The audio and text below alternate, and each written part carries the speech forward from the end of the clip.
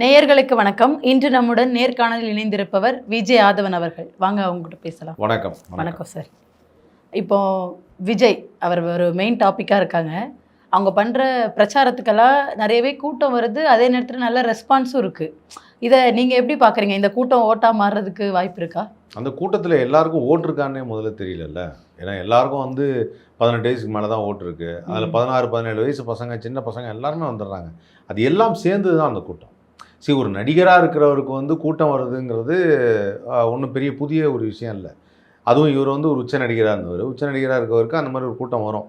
ஏன்னா நீங்கள் டாப்பில் இருக்க ஒரு ஹீரோ அப்படிங்கிறவர் அரசியலுக்கு வரார் அப்படின்னா எல்லாரும் ஒரு தடவை நேரில் பார்க்கணும் அப்படின்னு நினைப்பாங்க. இப்போ நீங்கள் விஜயை போய் நான் ரசிகர்கள் சார், நான் விஜயை வீட்டில் போய் பார்க்கணும் அப்படின்னு ஆசைப்பட்றேன் அப்படின்னு வீட்டுக்கு போகிறாங்கன்னா அவர் தான் கதவே திறக்க மாட்டார். கதவை தட்டினா திறக்க மாட்டார், யாரும் பார்க்க மாட்டார். அதனால் இப்போ எல்லாரும் அவர் எப்போ வெளியில் வராரோ அந்த டைம்லேயே நம்ம பார்த்துடணும், பக்கத்தில் பார்த்துடணும். அதாவது பல பேருக்கு என்ன ஆசைன்னா ஒரு நடிகரை பக்கத்துலேருந்து பார்க்கணும். நான் சின்ன வயசில் இருக்கும்போது புரட்சித் தலைவர் எம்ஜிஆர் ஒரு தடவை ஒரு கூட்டத்தை வந்தார். ரொம்ப நேரமாக காத்துட்டு அந்த எம்ஜிஆர் எப்போ வர எம்ஜிஆர் இருப்போம். அப்போ எல்லாரும் காங்க அதோ பார், அதான் எம்ஜிஆர் வந்துட்டாருப்பாருன்னா அந்த மேடையில் ஏறுறாரு. அந்த மேடையில் ஏறிட்டு அவர் உட்காரும்போது இப்படியே பார்த்துட்டே இருக்கோம். அப்போ இவ்வளோ ரொம்ப தூரத்துலேருந்து எம்ஜிஆரை பார்த்துட்டோம், நாங்கள் எம்ஜிஆர் வந்ததை பார்த்தோம் அப்படின்னு இருக்குல்ல, அந்த கிரேஸ் இன்னும் உண்டு. அதுதான் நடக்குது. அதில் வேறு எதுவும் வித்தியாசமாக எதுவும் கிடையாது. அது நடிகருக்கான கிரேஸ் தான் அந்த கூட்டம். அந்த கூட்டம் ஒரு ஆட்சியை மாற்றுமா இல்லை ஒரு வெற்றியடைய செய்யுமா அப்படின்னா அது யோசிக்க வேண்டிய விஷயம். அப்படி பார்த்தா தெலுங்கு நடிகர் சிரஞ்சீவிக்கு மாபெரும் கூட்டம். அந்த கூட்டத்தை இப்போ கூட நிறையா வீடியோ ஃபோட்டோஸ்லாம் வந்துகிட்டே இருக்கும். அவ்வளோ பெரிய கூட்டம் அந்த சிரஞ்சீவிக்கு வந்தது. அப்படியே தனித்து நின்னாலே சிரஞ்சீவி தான் அடுத்த சிஎம் அப்படிங்கிற லெவலுக்கு ஒரு கூட்டம். ஆனால் அது ஒரு ஏரியா, அது ஒரு இடத்துல அப்படி வரும், அவ்வளோதான். எல்லா இடத்துலையும் அந்த மாதிரி வராது. இப்போது விஜயை சப்போர்ட் பண்ணுற யங்ஸ்டர்ஸ் இருக்காங்கல்ல, அவங்கக்கிட்டலாம் நம்ம கரூர் இஷ்யூவாக இருக்கட்டும், அவரை பார்க்க போய் ரசிகர்கள் சாகிற அந்த இதெல்லாம் சொல்லி பேசும்போது அவங்க என்ன சொல்கிறாங்கன்னா, ஸ்ட்ரகிள்ஸ் எல்லாருக்கும் வரும், அவங்கள அப்படி சாக சொல்கிறது விஜய் கிடையாது, அவங்கள வராதிங்கன்னு தான் அவர் சொல்கிறாரு, அவங்க தான் பின்தொடர்ந்து வர்றாங்க. இந்த அரசியல் வாழ்க்கைக்குள்ளே அவர் வரும்போது அவருக்கு நிறைய ஸ்ட்ரகிள்ஸ் வருது. டிஎம்கே கட்சி ஆரம்பித்தப்போவும் ஏடிஎம்கேவாக இருக்கட்டும், எல்லா கட்சிகளும் ஆரம்பிக்கும் போது எல்லாரும் ஒரு ஸ்ட்ரகிள்ஸ் ஃபேஸ் பண்ணியிருப்பாங்கல்ல, அப்படி தானே விஜய்க்கும் இருக்குது. நீங்கள் ஏன் அவருக்கு எதுவும் தெரியாதுன்னு ஓரங்கட்டுறீங்க? ஒரு வாய்ப்பு கொடுங்க அப்படின்னு. ஸ்ட்ரகிள்ஸ் ஃபேஸ் பண்ணுறாங்களா வேணாம் அப்படி கூட வச்சுக்கலாம். ஆனால் அவருக்கு எதுவும் தெரியாதுங்கிறது உண்மைதான். இப்போது திமுக வரும்பொழுதும் ஒரு அதிமுக உருவாகும் போதும் மற்ற கட்சிகள், இதர கட்சி, நாம் தமிழர் கட்சி உருவாகும் போதும், இந்த மாதிரி கட்சிகள் உருவாகும் போது அவங்களுடைய கொள்கை எதை பேசணும், எதை பேசக்கூடாது, என்ன நடக்குது, என்ன இன்றைக்கி தமிழ்நாட்டிலோட சுச்சுவேஷன் என்ன, ஒரு விஷயத்தை பற்றி டிஸ்கஸ் பண்ணணும், இல்லை ஒரு விஷயத்தை பற்றி நம்ம நாங்கள் இதுக்கு ஒரு குற்றச்சாட்டு வைக்கிறோம் அப்படின்னா அதில் ஒரு தெளிவான ஒரு ஸ்பீச் இருக்கும். இப்போ திராவிட முன்னேற்ற கழகம் பார்க்கும் பொழுது அவங்க தெளிவான ஒரு ஸ்பீச்சோடு தான் வந்தாங்க. ஸ்ட்ரகிள்ஸ் இருக்கும். எப்பவுமே இன்னொருத்தர் வரும்போது நீ என்ன வர்றது அப்படின்னு சொல்லி இது பண்ணுறது, அவங்கள தட்டி வைக்கிறது, அவங்கள கிண்டல் பண்ணுறது, அவங்கள தூக்கிறது எல்லாமே பண்ணுவாங்க. அது இல்லாமல் இருக்காது. அது இருக்கிறது ஓகே, அது ஒரு பக்கம் வச்சுக்கிட்டாலும் விஜய்க்கு ஒரு சுய அறிவாக அவர் கரெக்டாக யோசிச்சு தான் ஒரு விஷயத்தை செய்கிறாரா? இப்போது நாடு 1950 இந்த மாதிரி இப்போ கிடையாது. இப்போ 2026 இருக்கும். ஸோ கிட்டத்தட்ட சுதந்திரம் அடைஞ்சு 75 வருஷம் கழித்து நம்ம பார்க்கும்போது நாட்டுடைய வளர்ச்சின்னு ஒன்று இருக்குது. அப்புறம் எந்த ஊரில் என்னென்ன நடந்திருக்கு அப்படிங்கிறது ஒன்று இருக்குது. யார் என்னென்ன சட்டத்தெல்லாம் நிறைவேற்றிருக்காங்கன்னு ஒன்று இருக்குது. இப்போ நீங்கள் ஒரு எக்ஸாம்பிள் சொல்கிறேனே, ஓகே, கொடியேற்றுறது இருக்கு இல்லையா? இந்த கொடியேற்றுறது அப்படிங்கிறது பார்த்தீங்கன்னா எப்பவுமே ஆளுநர் தான் ஏற்றணும் அப்படின்னு சொல்லிட்டு நிறையா சொல்லுவாங்க. அதுக்கப்புறம் சுதந்திர தினத்தன்னைக்கு அதில் சீஃப் மினிஸ்டர் ஏற்றலாம் அப்படிங்கிற சட்டத்தை இங்கே கலைஞர் அவர்கள் தான் கொண்டு வந்தாங்க. ஸோ இந்த மாதிரி ஒரு விஷயம் நடந்திருக்குன்னு வச்சுக்கோங்க. இப்போ இதை பற்றி தெரிஞ்சுக்கணும். இப்போ இவர் என்ன பண்ணுறாருன்னா, ஆல்ரெடி நடந்த சட்டம் ஆல்ரெடி செயல்பட்டு இருக்கு. அதே இவர் நான் வந்தால் இதை புதுசாக செய்வேங்கிறார். காவல்துறை அதிகாரிகளுக்கு வாரம் ஒரு முறை சுழற்சியில் நான் விடுமுறை கொடுப்பேன் அப்படின்னு இவர் சொல்கிறார். ஆல்ரெடி அவங்க சுழற்சியில் விடுமுறை கொடுத்துட்ருக்குறாங்க. அந்த சட்டத்தை ஆல்ரெடி போட்டாச்சு.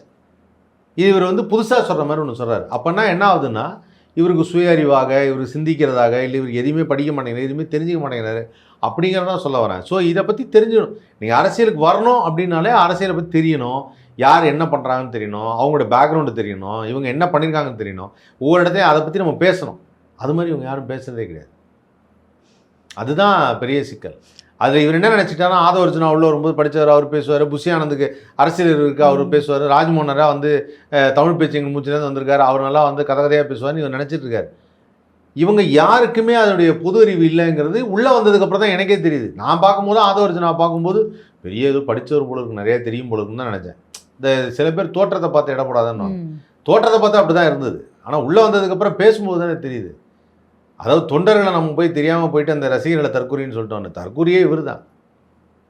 ஆதவர்ஜுனாவும் ராஜ்மோகனும், அதுக்கப்புறம் இங்கே இருக்கிற புஷி ஆனந்தும், நிர்மல்குமாரும், இல்லை மரியம் வில்சனாக இருக்கட்டும், யாராக இருந்தாலும் இவங்கெல்லாம் தான் தற்கூரியாக இருக்காங்க. உண்மைதான்.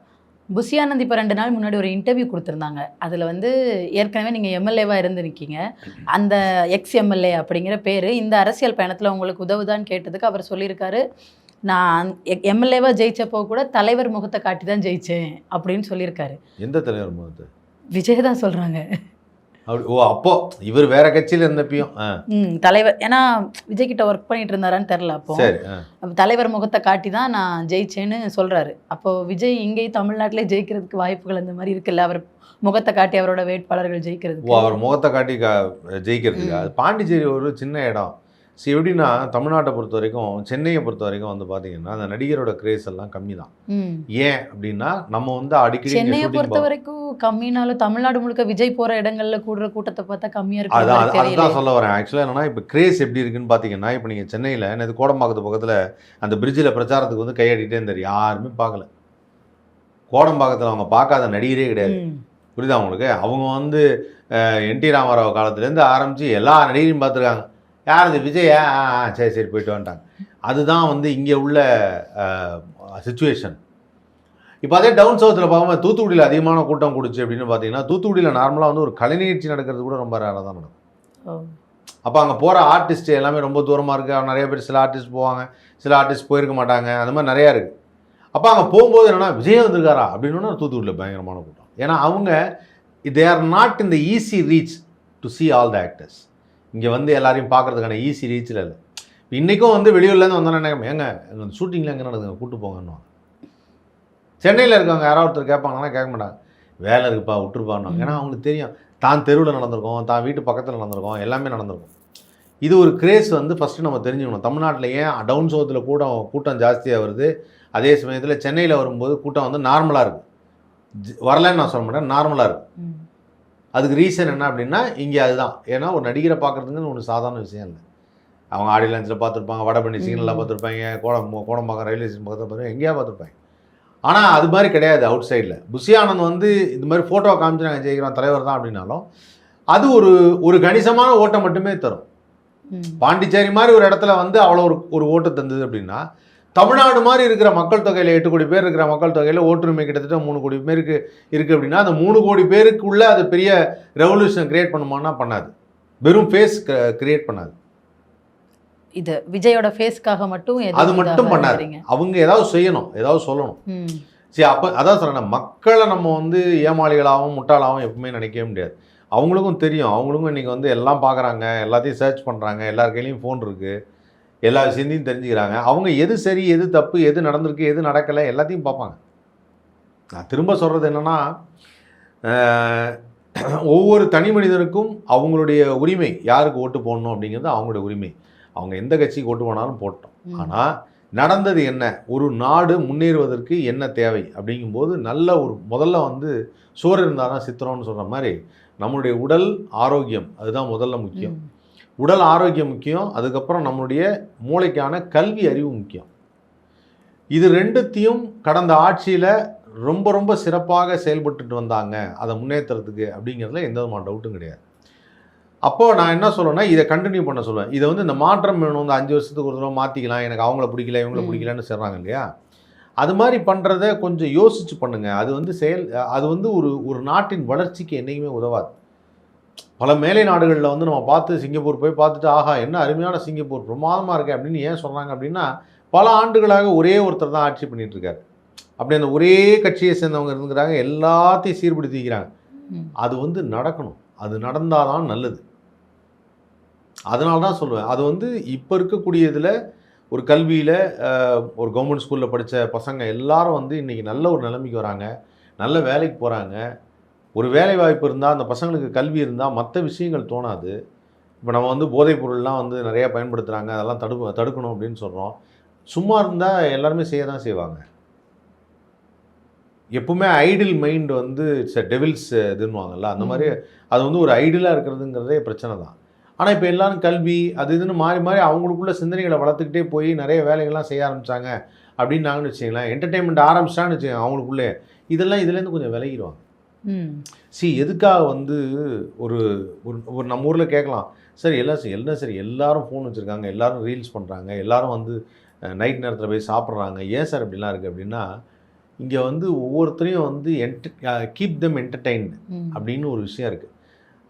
இப்போ ஹாப்பி ஸ்ட்ரீட்னு ஒன்று பண்ணாங்கன்னு வச்சுங்களேன். ஹாப்பி ஸ்ட்ரீட் ஏன் பண்ணுறாங்க அப்படின்னா, வாங்க வந்து ஜாலியாக இது பண்ண டான்ஸ் ஆடி பாட்டு பாடி என்ஜாய் பண்ணிட்டு போங்க, நல்லா சாப்பிடுங்க, ஃபுட் ஸ்ட்ரீட் இருக்குது நல்லா சாப்பிடுங்க, நைட்டு பூரா ஏன் சாப்பிடுங்க, ஏன் மவுண்ட் ரோடில் ஏன் வந்து சாப்பாட்டுக்கெல்லாம் ஏன் பர்மிஷன் கொடுத்து வைக்கிறாங்க, இரவு நேரத்தில் நாங்கள் சாப்பிடணும், பல பேர் காலையிலேருந்து வேலை செய்கிறாங்க, ராத்திரி நேரத்தில் தான் எங்களால் பார்க்க முடியுது, போய் சாப்பிடணும், நாங்கள் ஃப்ரெண்ட்ஸ் எல்லாம் ஒன்று கொள்ளணும் அப்படிங்கிறாங்கன்னா, இதெல்லாம் எதுக்குன்னா அவங்களுடைய பிரெயினில் கொஞ்சம் கூட அந்த தவறான கண்ணோட்டமும் தவறான எண்ணங்களும் வந்துடக்கூடாது, ஐடியலாக இருக்கக்கூடாது அப்படிங்கிறதுக்காக தான் கேளிக்கையும் இந்த மாதிரி சாப்பாடும் இதெல்லாமே வந்து சொல்கிறேன். இதெல்லாமே வந்து ஒரு நாட்டில் வந்து அங்கீகரிக்கிறதுக்கான காரணம்.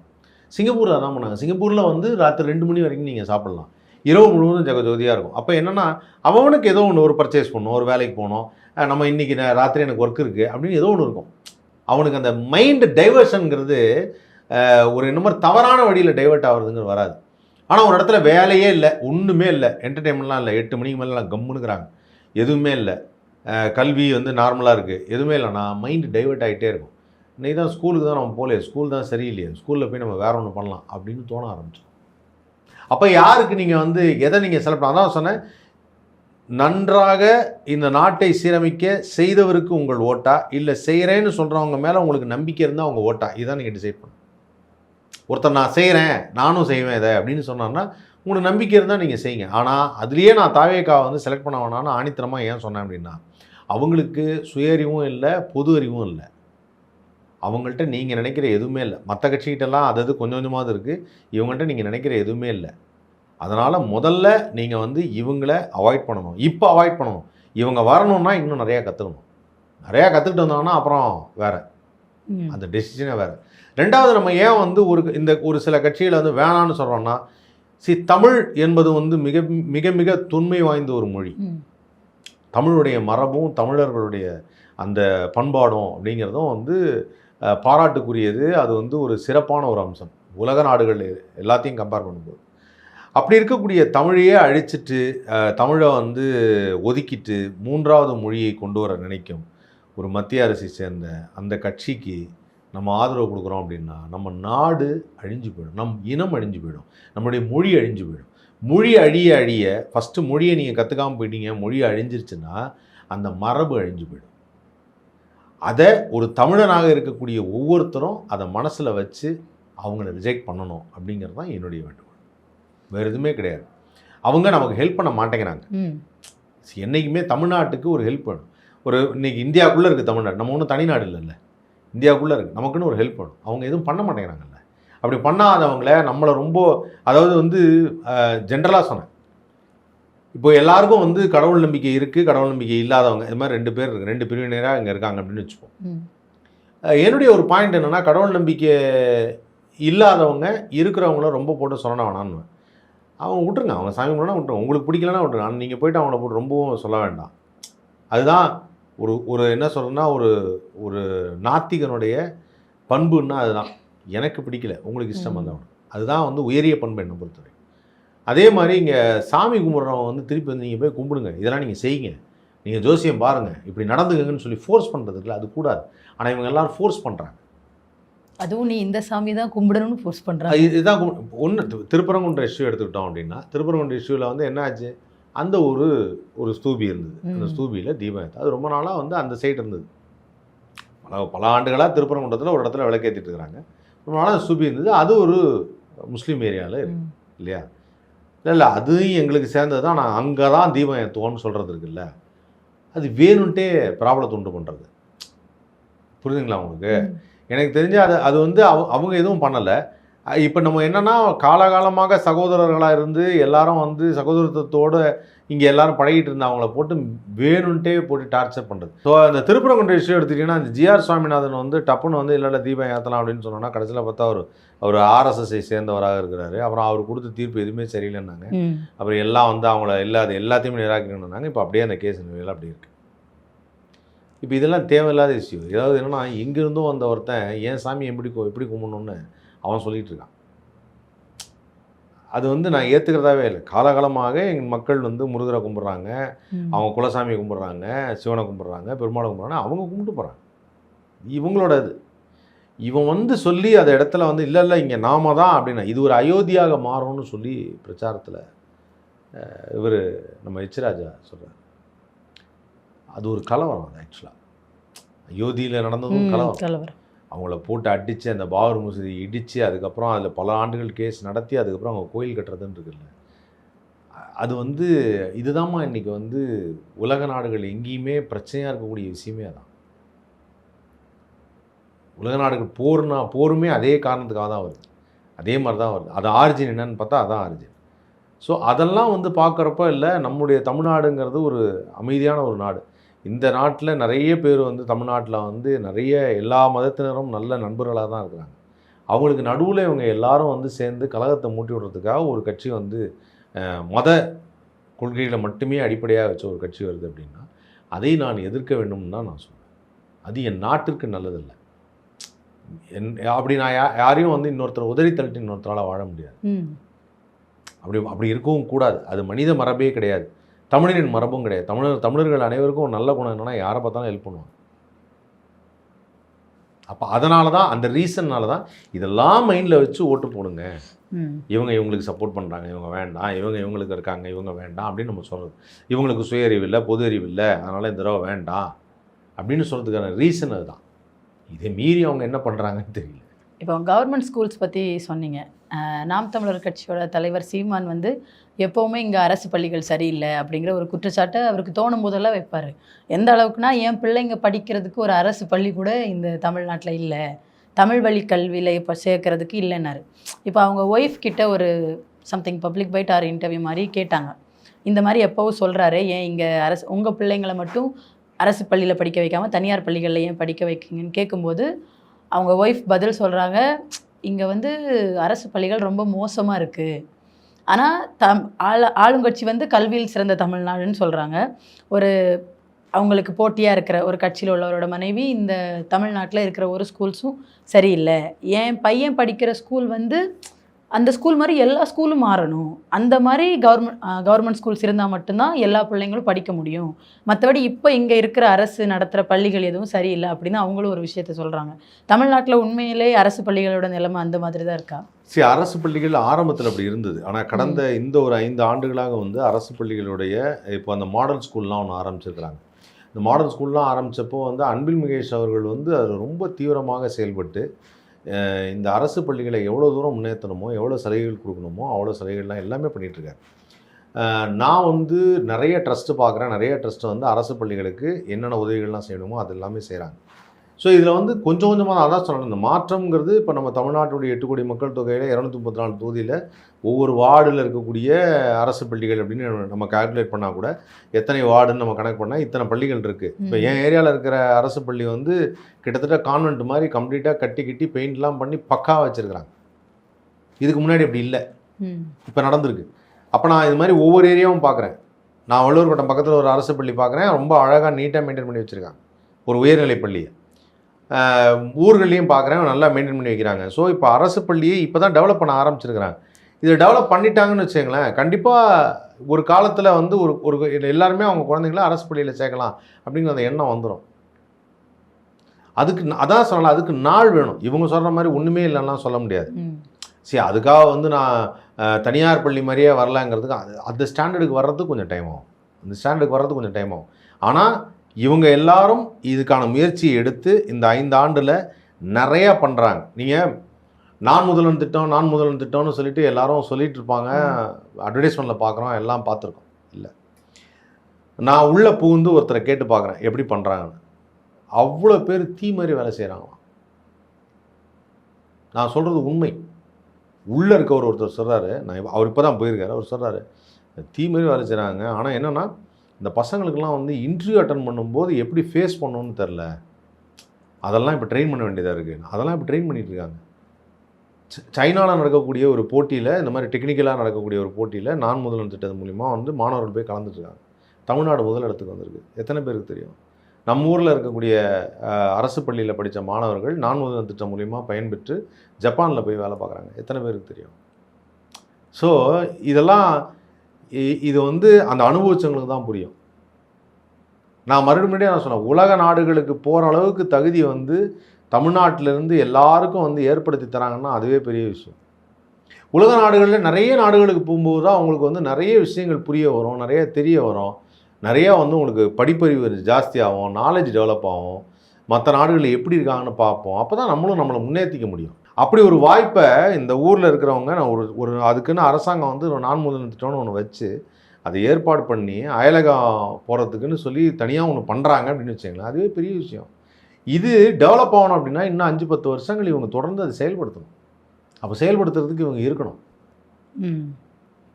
ஒரு ஒரு ஒரு ஒரு அதாவது டெமோக்ராட்டிக் கண்ட்ரியில் என்ன சொல்கிறாங்கன்னா 5 வருஷத்துக்கு ஒரு தடவை ஒரு எலெக்ஷன் வரணும் அப்படிங்கிறாங்க. ஒரு வெளிநாடை நான் கம்பேர் பண்ணணுன்னா, இப்போ ஒரு எக்ஸாம்பிள் வந்து நான் ஒரு அமெரிக்காவை எடுத்துக்கிறேன் அப்படின்னா, அமெரிக்காவில் இருக்கக்கூடிய டெமோக்ராட்டிக்கில் யார் வந்தாலும் சரி, என்ன நடந்தாலும் சரி, மக்கள் பாதிக்கப்படுறாங்கன்னா பெருசாக பாதிக்கப்பட மாட்டாங்க. மக்கள் வந்து அதே மாதிரி தான் இருப்பாங்க, அதே மாதிரி வேலை, அதே மாதிரி ரோடு, அதே மாதிரி பார்க்கிங், அதே மாதிரி ஸ்கூல் எல்லாம் இருக்கும். பெருசாக பாதிக்கப்பட மாட்டாங்க. இயல்பு வாழ்க்கை அப்படியே இருக்கும், அதே மாதிரி இருக்கும் இயல்பு வாழ்க்கை. ரொம்ப மார்ஜினலாக 1-2 இடத்துல வந்து சில இடத்துல இது சரி செய்யலை சரி செய்யலைன்னு இருக்கும், அவ்வளோதான் இருக்கும். அதுவே இருக்குமான்னு எனக்கு தெரியல நான் பார்த்த வரைக்கும்.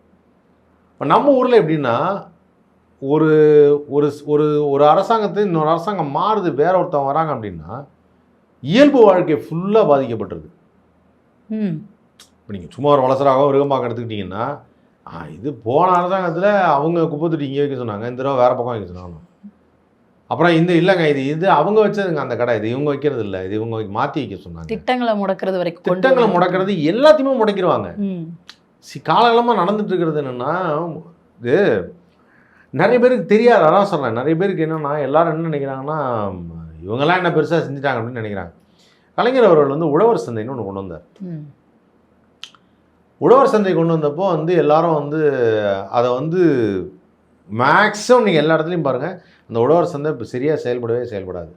இப்போ தான் இந்த ஆட்சி வந்ததுக்கப்புறம் தான் மறுபடியும் கொஞ்சம் கொஞ்சம் செயல்பட ஆரம்பிச்சிருக்கு. ஏன் ரொம்ப நாளாக அதை வந்து வந்தோடனே நிறுத்தி வச்சாங்க, அது கிடையாதுங்க, அது பண்ணக்கூடாதுன்னு.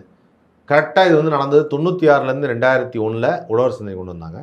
அந்த சமயத்தில் அந்த உழவர் சந்தை 2001க்கு அப்புறம் ஜெயலலிதா ஆட்சி அவங்க வந்தோடனே அந்த உழவர் சந்தையெல்லாம் சுத்தமாக மூடி பழைய பாழடைஞ்ச மண்டபம் மாதிரி காடு மாதிரி ஆயிடுச்சு. இது என்ன உழவர் சந்தைன்னு ஒரு concept, farmers directly selling to the markets.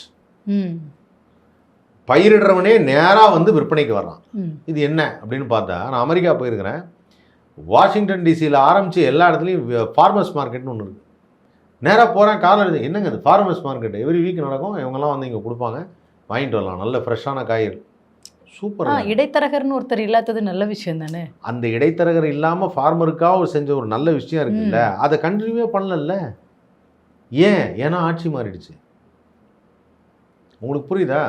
ஒரு விஷயத்த கண்டினியூ பண்ணுறதுக்காவது ஒருத்தவங்க இருக்கணும். இதை நான் வந்து இது எப்போ மக்கள் புரிஞ்சுப்பாங்கன்னு எனக்கு தெரியல. மாற்றம்ங்கிறது இப்படி சும்மா நமக்கு இந்த போர் அடித்தா மாற்றுறது மாதிரி, சேனல் ஸ்வாப்பிங் மாதிரி. அது இப்போ எந்த அளவுக்கு இறங்கிட்டாங்கன்னா, அவங்களும் ஆண்டுட்டாங்க, இவங்களும் ஆண்டுட்டாங்க. இப்போ முக்கியமாக திமுக மேலே வைக்கிற விமர்சனம், கொள்ளையடிச்சு அவ்வளோ வச்சுருக்காங்க, விஜய் வந்தால் அவர் கொள்ளை அடிக்க மாட்டார், ஒருவேளை அவர் கொள்ளை அடித்தாலும் அதான் இவங்க அடித்தாங்கல்ல, அப்போ அவரும் அடிச்சுக்கிட்டோம் அப்படிங்கிறாங்க. இல்லை, அதான் அப்படி தான் தப்பு. அதுதான் இன்றைக்கி ஒருத்தர் சொல்லியிருந்தார், நான் பார்த்தேன் ஒரு வீடியோவில். அதாவது ஒரு படத்துக்கு வந்து 200 கோடி ரூபா சம்பளம் வாங்குறேன், அதை விட்டு வந்திருக்கேன் அப்படிங்கிறார். ஒரு படத்துக்கு 200 கோடி, 5 வருஷத்துக்கு இவர் 6 படம் 5 படம் நடிக்கலாம், மேக்ஸிமம் 4 படம் நடிக்கலாம், இல்லை 5 படம் நடிக்கலாம். 4 படம் நடித்தா எவ்வளோ வருது? ஒரு படத்துக்கு 200 கோடினா 800 கோடி வருது. 800 கோடி, மேக்ஸிமம் ஒரு 1000 கோடி வருமா? ஓகே, 1000 கோடி ரூபா. ஜனநாயகன் 2000 கோடி ப்ராஜெக்ட்டுங்கிறாங்க. எனக்கு தெரியல, அதில் எனக்கு அதை பற்றி நான் பேசலை. அந்த படமாக வந்து நாசமாக்கிட்டாங்க, அது அவங்களே நாசமாக்கிட்டாங்க. இவங்க வந்து ஒரு 1000 கோடி வருது அப்படின்னு வச்சுக்கிட்டா கூட ஒரு 7% 8% வந்து ஓட்டு வாங்கிட்டாங்க தமிழ்நாட்டில்னாவே, பல கட்சிகள் வந்து இத்தனை கோடி கொடுத்து இந்த பக்கம் வாங்க கூட்டணிக்கு வாங்கன்னு சொல்லி சீமானுக்கே ஆஃபர் பண்ணியிருக்காங்க. அப்போ விஜய் அதோட பர்சன்டேஜ் ஜாஸ்தியாக வாங்கிட்டாருன்னா 1000 கோடி சம்பாதிக்கிறது ஈஸியா, 2000-3000 கோடி சம்பாதிக்கிறது ஈஸியா? அப்போ அவருடைய தரத்தை அவர் உயர்த்தி தான் இருக்கிறார். அவர் சினிமாவை விட்டுட்டு வந்தேன் இல்லை, கரெக்டு தானே? லாஜிக்கலாக பார்த்தா அது கரெக்டாச்சு. சினிமாவை விட அரசியல் அவர் நல்லா சம்பாதிக்கிறார். ஏன்னா அவருக்கு பர்சன்டேஜ் இப்போ இந்த தடவை நல்ல ஒரு பர்சன்டேஜ் வருது அப்படின்னா உடனே அடுத்த முறை என்ன பண்ணா கூட்டணிக்கு வாங்க அப்படின்றாங்க. அவர் தான் போக மாட்டாரு. 230 அவர் அப்படி சொல்லுவாருங்க, கூட்டணிக்கு வாங்கினாங்க. என்ன அவர் சொல்லுவாங்க, எனக்கு இத்தனை எம்பி தாங்க, இத்தனை இது தாங்கன்னு எம்பி எலெக்ஷனில் சொன்னார்னா இவங்க கேட்ட இவர் சொன்னதை ஒத்துட்டேன். இவங்க இந்த தடவை தான் டிமாண்ட் பண்ணாங்களே, 70 சீட்டு வேணும்னு டிமாண்ட் பண்ணாங்க. 70 சீட்லாம் தர முடியாதுங்க, நான் வேணா உங்களுக்கு வந்து ஒரு 50 சீட்டு தரணும்னா முடியாதுங்க, டெபுட்டி சிஎம் நீங்கள் தரமாட்டேங்கிறீங்க, 50 சீட்டில் என்னால் முடியாதுன்னு சொல்லிட்டாங்க. இது உண்மையாக நடந்தது தான். அதை தான் ஆதவர்ஜுனா ஒரு தடவை வந்து வளரிட்டாப்புல, அவர் வளர்றாப்புல. இன்னொரு பக்கம் வந்து விஜய் வந்து எங்கள்கிட்ட யாரும் அந்த மாதிரி கேட்கவே இல்லைங்கிறார். அவங்களுக்குள்ளே மாற்றி பேசிக்கிறாங்க. இது நடக்கிறது தான். இப்போது இவரை பொறுத்த வரைக்கும் நல்லா சம்பாதிக்கிறதுக்கு தான் அரசியல் வந்திருக்காப்புல. அதை சொன்னால் ஒத்துக்க மாட்டேங்கிறாங்க. ஒத்துக்க மாட்டான்லாம் இல்லை, அதான் உண்மை. அப்படிலாம் வந்து நான் இதில் செய்ய மாட்டேன் அதில் செய்ய மாட்டேன்னா என்ன பண்ணுவாங்க தொண்டர்கள்லாம்?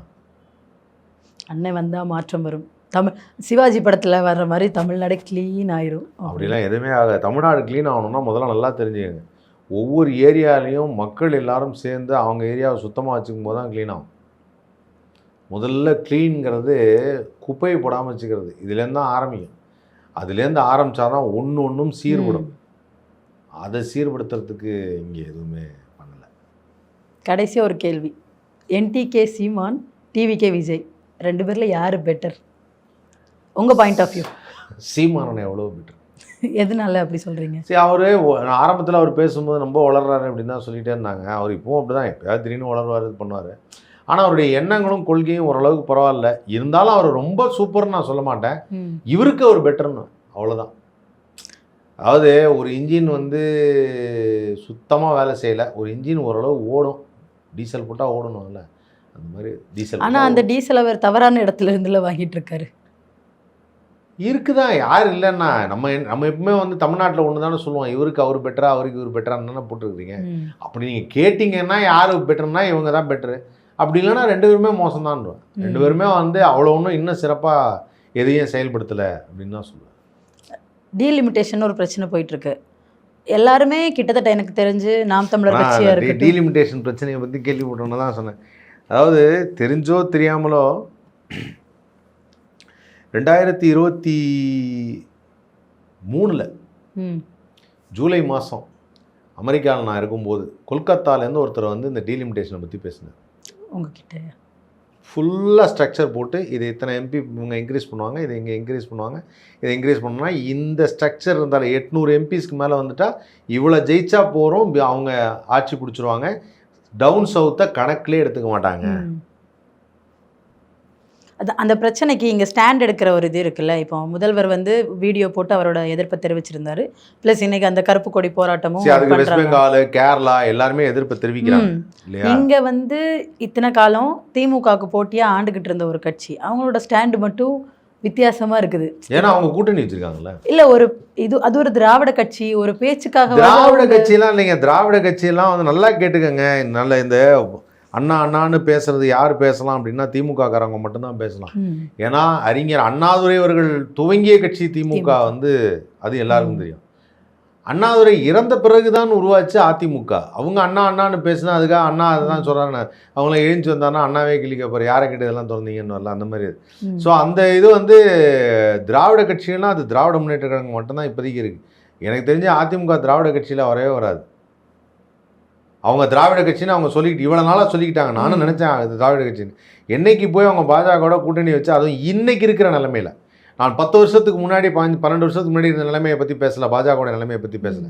இப்போ இருக்கக்கூடிய பாஜகவுடைய நிலைமையை பற்றி பார்க்கும்போது, அவங்க என்னென்ன பண்ணுறாங்கன்னு பார்க்கும்போது, இப்போ இருக்கிற நிலைமையில் அதிமுக போய் கூட்டணி வைக்கும்போது எனக்கு கொஞ்சம் நஞ்சம் இருந்த அந்த ஒரு பார்வையும் சுத்தமாக அழிஞ்சு போச்சு. ஓகே, அவங்க திராவிட கட்சியே கிடையாது. அவங்க எப்போ போய் அவங்க கூட்டணி வைக்கிறானோ அவங்க திராவிட கட்சி கிடையாது அப்படிங்கிறதான் நான் சொல்லுவேன். திராவிடர்கள்ங்கிறது அதான் சொன்னல, திராவிட மண்ணும் தமிழர்களும் வந்து அது எப்படி சொல்கிறது, இவங்களுக்கு என்னத்தை சொல்லி புரிய வைக்கிறது? இவங்களுக்கு நம்ம ஊரோட பெருமை என்ன, நம்ம யார், நம்முடைய வளர்ப்பு என்ன, நம்ம எந்த இதுலேருந்து வந்தோம், ஆரிஜின் என்ன அப்படின்வாங்கல்ல. ம். நம்முடைய ஆரிஜின் வேற. அது அவர் ஆரியம்னு நினைச்சிட்டாரு போல. அவர் ஆரியம்னு நினச்சி அங்கே போயிட்டாரு. அதான் சொல்லல. சரி, அவங்கள போய் நீங்கள் திராவிட கட்சின்னு சொல்லாதீங்க. நான் திராவிட கட்சினே சொல்லவே இல்லை. அவங்க போய் ஏதோ ஒன்று கூட்டணி சேர்ந்துருக்கேன். எடப்பாடியோடு சேர்ந்து பல பேர் சேர்ந்து ஒரு கூட்டணி சேர்ந்துருக்காங்க, அவ்வளோதான். அவங்க கட்சி பேர்லாம் எனக்கு நான் சொல்லவே விருப்பப்படல. அது வேஸ்ட் அது. அதனால் ஜென்ரலாக வந்து பார்க்கணுன்னா எனக்கு தெரிஞ்சு வந்து இங்கே இருக்கக்கூடிய அமைப்பில் உங்களுக்கு வந்து திராவிட கட்சிகள்னு சொல்லக்கூடிய திமுக அவங்களுடைய இப்போ செஞ்சுக்கிட்டு இருக்கிற விஷயங்கள், நல்ல விஷயங்கள் நல்லா இருக்குது. அதை தொடர்ந்து செய்வதற்கு அவங்க நல்ல மறுபடியும் ஒரு அங்கீகாரத்தை கொடுக்கணும் அப்படிங்கிறது தான் என்னுடைய கருத்து. அதுக்கு மேலே இல்லைங்க நாங்கள் மாற்றி கொடுப்போம் அப்படின்னா கொடுத்தா நீங்கள் மாட்டிட்டுமா, அதுக்கப்புறம் குத்ததே குடையுதான்னு சொல்லுவாங்க.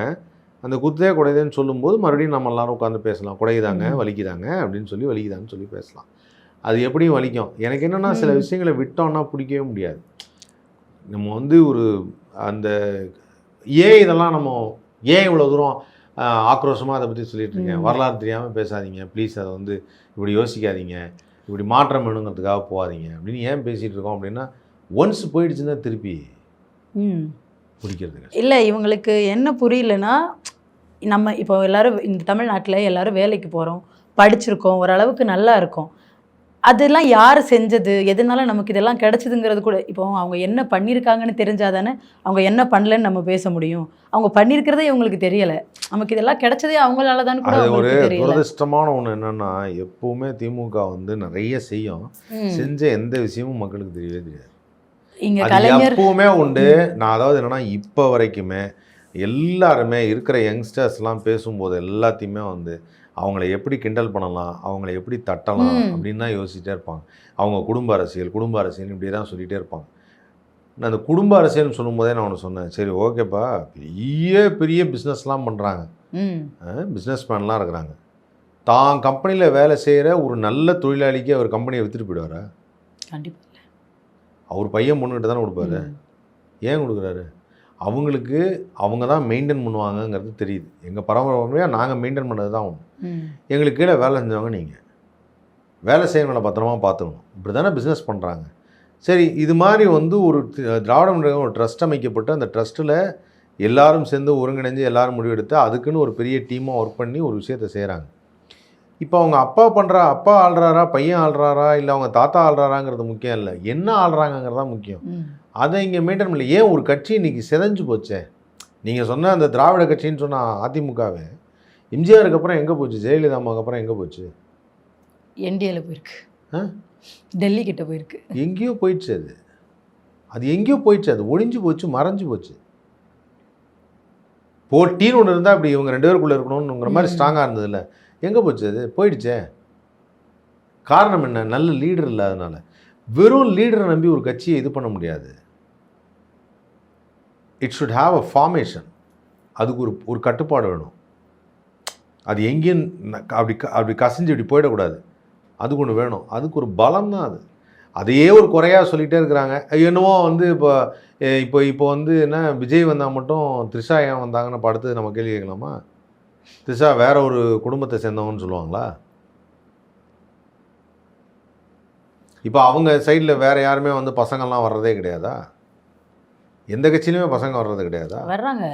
அதான் திமுக மேலே குற்றச்சாட்டு அப்படின்னு வரும்போது எல்லாத்தையும் சொல்கிறாங்க. அவங்க பண்ணது நல்லதெல்லாம் மறைச்சிட்டு சின்னதாக ஒரு விஷயம் இருந்தாலும் அதை பெருசாக பூதாகரமாக்கிடுறாங்க.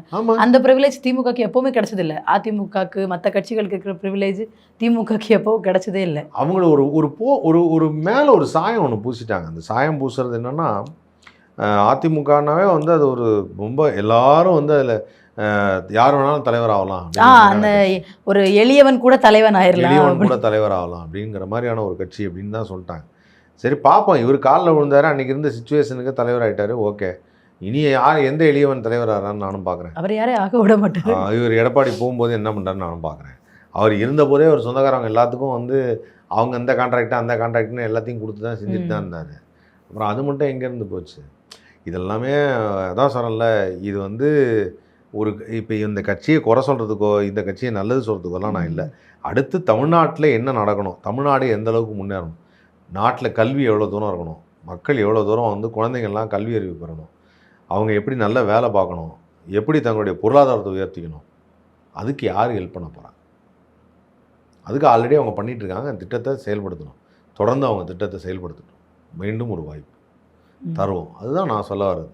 அதுக்கப்புறம் உங்களுக்கு ரொம்ப இதுவாகிடுச்சு, இல்லைங்க அவங்க பண்ணலை, சொன்ன மாதிரி செய்யலைன்னா அதுக்கப்புறம் நீங்கள் முடிவெடுத்தது. அவங்க சொன்னதை செஞ்சுட்டு தான் கேட்குறாங்க, எதுவுமே செய்யாமல் ஓட்டு கேட்கல. அதை புரிஞ்சுக்கணும்ல மக்கள். புரிஞ்சுக்கிட்டால் நல்லது, புரிஞ்சிக்கலன்னா அதுக்கப்புறம் வந்து என்ன சொல்கிறதுனா, வெளியில் போகிற ஓனம் எடுத்து மடியில் விட்ட கதை அது. அதுக்கப்புறம் நீங்களே உங்களுக்கு ஏதாவது அனுபவிச்சுக்கோங்க, அவங்கவுங்க தனியாக அனுபவிச்சுக்க வேண்டியதான். ஆனால் இதில் பாதிக்கப்பட போகிறது எந்த விதமான middle class family, upper middle class ஃபேமிலியும் கிடையாது. Middle class, rural middle class and downtrodden people தான் பயங்கரமாக பாதிக்கப்பட போகிறாங்க. அதனால் மேலேருந்து பேசுகிறவங்க, அந்த யூடியூப்பில் பேசுகிறவங்கலாம் கண்டபடி மாற்றம் வேணும், அது வேணும், இது வேணும்னு சொல்லி பேசிடாதீங்க. ஒருத்தருக்கு நம்ம என்ன சப்போர்ட் பண்ணுறது, அவங்கள எப்படியாவது தூக்கி எறியணும் அப்படின்னு நினச்சிடாதீங்க. இங்கே காமனாக ஒரு விஷயத்தை நினச்சி பாருங்கள். அரசாங்கம் அவங்க இருந்தப்போ என்னென்ன செஞ்சுருக்கான்னு பாருங்கள். அதை எப்படி நம்ம சரிவர கொண்டு போக முடியும்னு பாருங்கள். அதுக்கு என்ன உறுதுணையாக இருக்க முடியும்னு பாருங்கள். நமக்கு கீழே உள்ளவங்க ரொம்ப கஷ்டப்படுறாங்க. அவங்கெல்லாம் இன்னும் மேலே வரணுங்கிறது தான் என்னோடது. எல்லாருமே நல்லா நார்மலான ஒரு லைஃப்க்கு வரணும். கடன் இல்லாத வாழ்க்கையாவது ஒன்று இருக்கணும்னு வாங்கல. அதுக்காக வந்து பல கடன்களை வாங்கி தமிழ்நாடு செஞ்சிட்ருக்கு. அதையும் குற்றச்சாட்டாக்குறாங்கல்ல. அது குற்றச்சாட்டாக்கி நான் கேட்குறேன், நான் இவங்கெல்லாம் கடன் வாங்கி செஞ்சானே, இவங்க வந்தால் நான் இன்றைக்கி என்ன மீனவர் இதுக்கு வந்து மீன்பிடி இடைக்கால தடைக்கால மீன்பிடி தடைக்காலத்தில் வந்து நாங்கள் 8,000 அவங்க கொடுத்தாங்க, நாங்கள் வந்து 20,000 கொடுப்பாங்க. யார் வீட்டு காசு எடுத்து கொடுப்பாரு? தமிழ்நாடு கஜானாவில் காசு இருக்குதா? கடன் வாங்கி தான் கொடுப்பாரு. இவர் மட்டும் நோட்டை அச்சடிப்பாரா நாசிக்கில் போய்? சும்மா எதுக்கு எடுத்தாலும் திமுகவில் இவங்க கடன் வாங்கிட்டாங்க, கடன் வாங்கி தான் செய்யணும். எதுக்காக? கடன் வாங்கி செஞ்சாலும், கடன் வாங்கி அப்பா அம்மா வந்து படிக்க வைக்கணும். எதுக்காக? நீ படித்து முடிச்சுட்டு ஏதாவது கடன் அடைப்பான் தான். தமிழ்நாட்டுக்காக வேலை செய்வேன், தமிழ்நாட்டுக்கு வரி பணம் கட்டுவேன், வரி பணம் கட்டினா கடன் அடைஞ்சிருங்கிறது தான். அதெல்லாம் நடக்கும். கொஞ்சம் கொஞ்சமாக நீங்கள் படிச்சிருங்க. எப்படியாவது படித்து கிடிச்சு வந்து ஓரளவுக்கு நீங்கள் கல்வியில் முன்னேறி வந்துடுங்க. எல்லா டவுன் ட்ராடனில் இருக்கவங்க எல்லாரும் சொல்கிறேன், புவர் பீப்புளாக இருக்கக்கூடியவங்க, கல்விக்காக ரொம்ப கஷ்டப்படுவாங்க, எல்லோரும் நல்லா படித்து வந்துடுங்க. இன்றைக்கி வந்து நீட்டு கோச்சிங் வந்து நீட்டை தடுக்க முடியல, ஆனால் நீட்டுக்கு இணையாக என்ன பண்ண முடியும், எப்படி நம்மளுடைய சிலபஸை ஏற்ற முடியும்னு சொல்லி சமைச்சர்லேருந்து எல்லாத்தையுமே பண்ணிகிட்ருக்குறாங்க. இன்றைக்கெல்லாம் வந்து அவ்வளோ சிலபஸ்லாம் அவ்வளோ டஃப்பாக இருக்குது படிக்கிறதுக்கு. இப்போ அந்த குழந்தைங்களுக்காக எதுக்கு செய்கிறாங்க? எப்படியாவது வந்துட மாட்டாங்களா, எப்படியாவது படிச்சிட மாட்டாங்களாங்கிறதுக்காக தான். அவங்கள நீங்கள் ஒதுக்கணும்னு நினச்சிங்கன்னா உங்களை யாராலையும் காப்பாற்ற முடியாது. அதான் உண்மை. இவ்வளோ நேரம் உங்கள் நேரத்தை ஒதுக்கி கருத்துக்களை பகிர்ந்துக்கிட்டதுக்கு ரொம்ப நன்றி. நன்றிம்மா, நன்றி. Thank you so much.